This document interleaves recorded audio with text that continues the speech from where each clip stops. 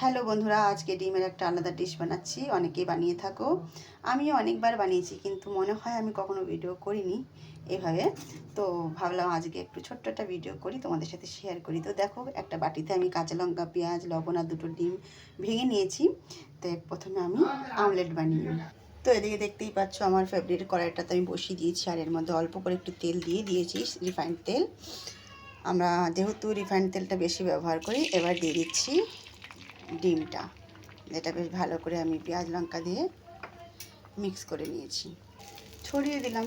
বেশ ভালো করে ফ্রাই হয়ে গেছে। এইবার আমি এটাকে ফোল্ড করে নেব। আমি এমনি নর্মালি যখন অমলেটটা বানাই আমি কিন্তু এভাবেই সোজা পাল্টে দিই। যেহেতু আজকে আমি এটাকে ঝাল বানাবো, তাই গ্রামের বাড়ির মতো এটাকে আমি পাল্টাচ্ছি। দেখো, রোল করে নিচ্ছি।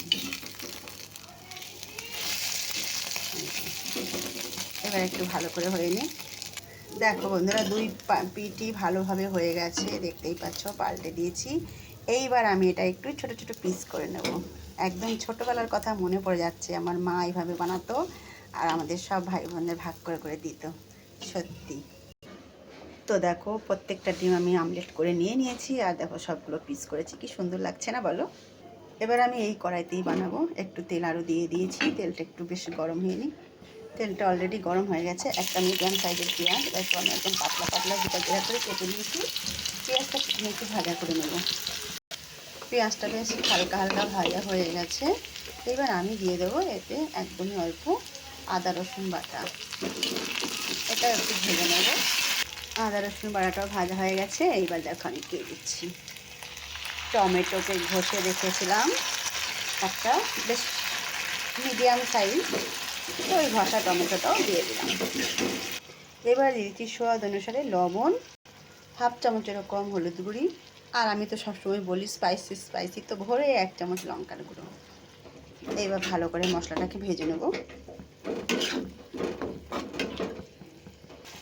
রোজ আমাদের অত সুন্দরভাবে, এই যে এত সুন্দর ভিডিও করছি, যে এইভাবে আস্তে আস্তে রান্না করব, একদমই সময় হয়ে পারে না, কাজে সবসময় ব্যস্ত থাকার কারণে। তো যেভাবে পারি ঠিক সেভাবেই ঝটপট ঝটপট করে রান্না করি আর খেয়ে নিই। কখনো কখনো হয় যে একটু টাইম পাই তো ভালোভাবে রান্নাটা করার। তো আজকে ভীষণ মন হচ্ছিল এইভাবে আমাকে একটু ডিম ঝাল খাওয়ার, তাই তোমাদের সাথে এটা একটু শেয়ার করছি। তো ভালো লাগলে অবশ্যই লাইক শেয়ার কমেন্ট করে দিও। মশলাটা পুরোভাবে ভাজা হয়ে গেল। এবার পরিমাণ মতন একটু জল দিয়ে দিচ্ছি। এইবার দিয়ে দেব অমলেট বানানোর ডিমের টুকরোগুলো। সমস্ত ডিমের টুকরোগুলো দেখো দিয়ে দিলাম। এইবার সব তরকারির মতন ওপর দিয়ে একটু কাঁচা লঙ্কাটা পড়াতেই দেখো কত সুন্দর লাগছে দেখতে। ঝোলটা কিন্তু এবার ভালোভাবে ফুটে উঠেছে। এবার দিয়ে দিচ্ছি সবুজ সবুজ সুগন্ধে ভরা ধনেপাতা। যারা এইভাবে ডিমের ঝালের রেসিপি বানিয়ে ঘরে খেয়েছো তাদের জন্য তো কোনো ব্যাপারই না, আর যারা খাওনি তারা অবশ্যই একবার ট্রাই করবে। দারুণ লাগে কিন্তু খেতে এভাবে, চাই রুটির সাথে খাওয়া হোক, চাই গরম গরম ভাতের সাথে, অসাধারণ লাগবে খেতে। তো বন্ধুরা, কেমন লাগলো অবশ্যই অবশ্যই অবশ্যই জানাবে। স্কিপ করবে না, স্কিপ না করে ভিডিওটা দেখে যাবে পুরোটা।